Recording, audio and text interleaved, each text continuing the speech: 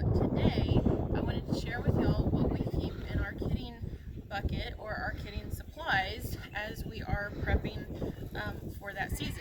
Now, this is what we do.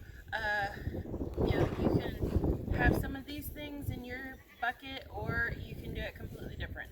But we have found over the years that it's helped us. So, if you are filming or wanting to film like we do, you can have a tripod. It comes in really handy whenever you need to be hands-on with your goats. Okay, so then, and I keep everything, first you want, you can have a box or a bucket, doesn't matter, but I usually use a bucket. So I usually have some fairly decent flashlights.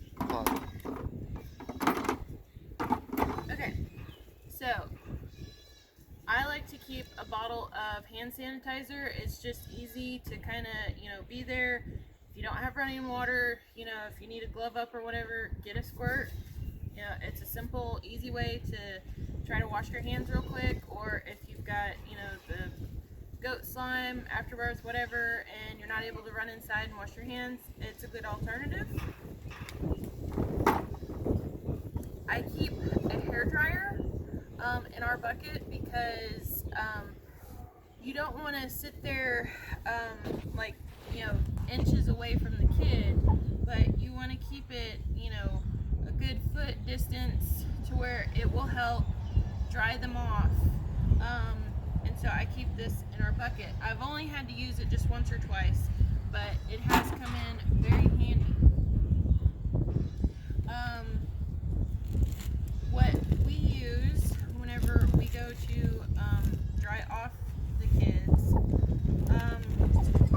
a lot of people use paper towels, puppy pads, old raggedy towels. That's fine. I get just receiving blankets from yard sales and stuff. They're cheap. They can be as cheap as either free or a quarter a piece or something, but I get them. I rinse them off really good in between putting them into our washer, and they're really good. It's an excellent alternative to have. So that's what we have.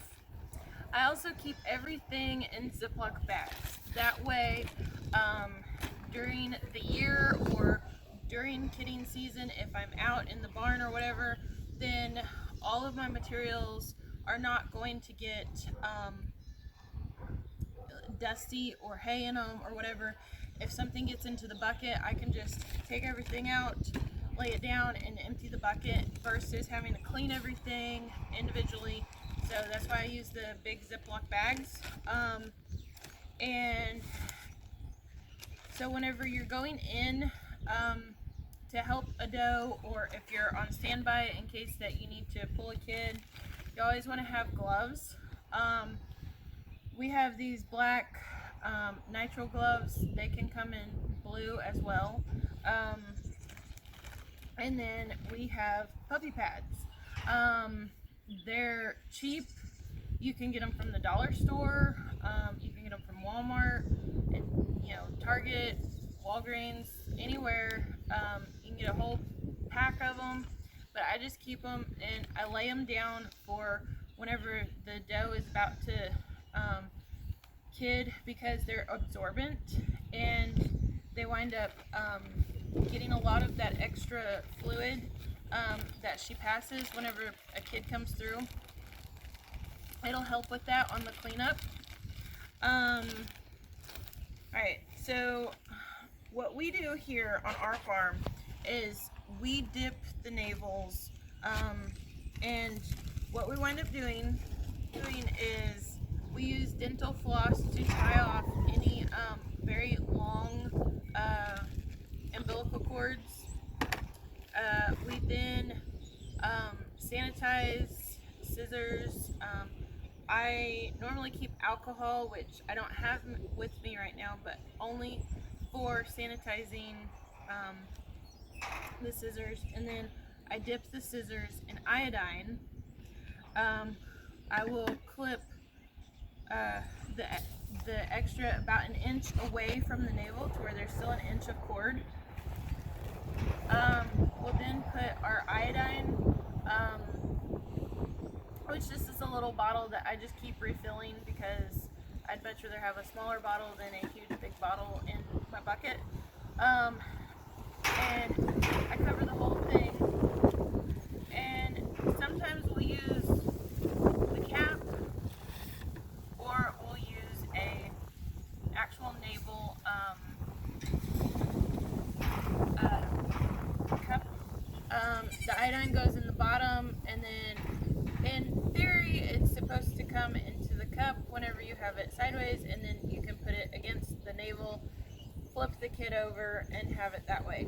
I have found that it makes a really big mess, so I don't use it very often. This is stained from years of use, but it's just something that I have on hand in case. Okay, so like I said, whenever you, one of the things that I like to keep in the birthing bucket or kidding bucket is a kid puller. I do recommend, they're not sponsoring this video, but I do recommend Kelly's kid puller. There's great success with that. If y'all don't have a stethoscope, I like to have one on hand. Let's see, this is called Many Things, but it is a baby nose sucker. It's been called an anabulb. It's been called a nose sucker. It's been called a snot sucker, a nasal aspirator, but you find it in the baby section of most retail stores. They're not that expensive, and it's a great tool to have whenever the kids come out, to where you can clear their airways if they haven't done it themselves, where you can get in the back of their throat, where it's just, you know, squeeze it out here, put it in, suck it out, in their little noses as well. We have a bag with some nipples for bottles in case we need a bottle feed. Okay, nutridrench. So, I'm not going to get it out of the bag, but I give it to all the does after they've kidded. I just give them a couple of squirts. It's a good electrolyte for them. Molasses in their bucket of water right after kidding. And I am actually going to need to get another jar of this, but so we use that for the does, and we always give a half bucket of water. Okay, so here we have a stomach feed tube. It has a little plastic tip to where it goes in. It attaches to the 60cc syringe. You want to measure it out to make sure that you don't go past the stomach area and then be able to feed the kid. I'm not going to demonstrate it here, but it is something that we keep on hand. We've never had to use it though. Just in case we need it, are some syringes and needles. So one of the other things that I keep on hand are some trash bags, lube. Some of those does that are maybe showing signs of ketosis or in need of some extra calcium, we keep a goat calcium drench, which we're out of right now, and then we keep also Tums. I keep a bottle of water in my bucket because I never know how long I'm going to be out with a doe who's in labor, so if I get thirsty or whatever, it's nice to have on hand. Alright, one of the things that we keep on hand is a scale. This scale is a hanging scale to where it can go up to 70 pounds, and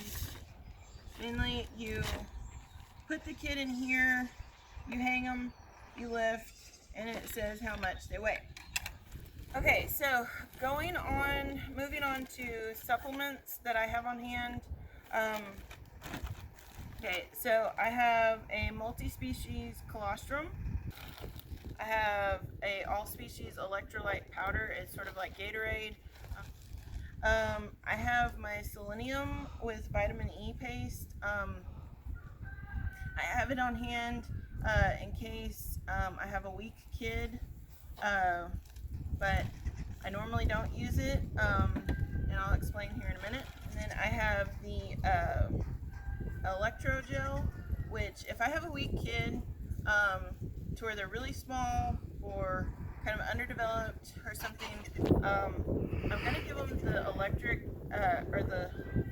electro gel before I would give them the Selenium. And then I also have probios, which is normally something that I would give to the dam if I didn't have my nutridrench.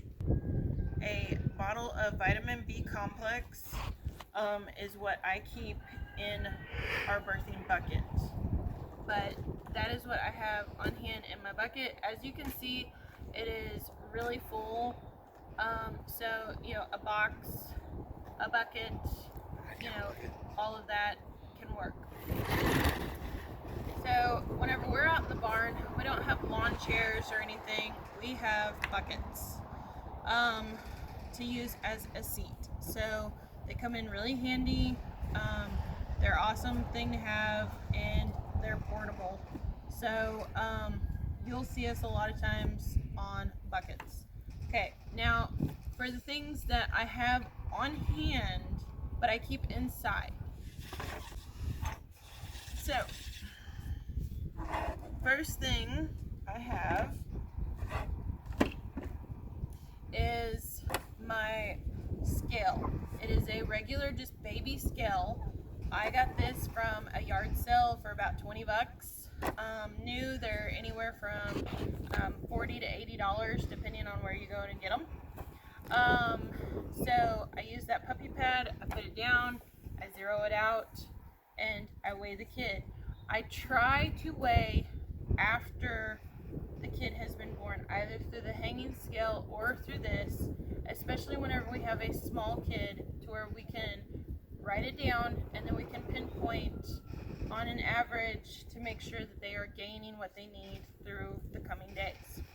So I have a drench gun. Alright, so the first thing I have on hand is Bosi. This is injectable prescription selenium. Banamine. Another prescription is thiamine. One of the other things that I have on hand that I do not use with my does, but I do have it on hand, is Lutolize. There's many different ways you can use Lutolize. Okay, so one of the last things that I have on hand that stays inside the house is an antibiotic. We have penicillin, which it's cold, it stays in the fridge, and then we also have LA200. That's if whether I give my does, like if we glove up and have to go inside to pull a kid, regardless if we have gloves on or not, then they get a antibiotic shot. Alright, I hope that helps everyone. I hope that y'all have a great kidding season on your farms or homesteads. And don't forget to hit that like and subscribe button. It helps us out. And we'll catch y'all next time. Bye. Okay, everyone. So you've heard of Elf on the Shelf? We have a goat on the shelf.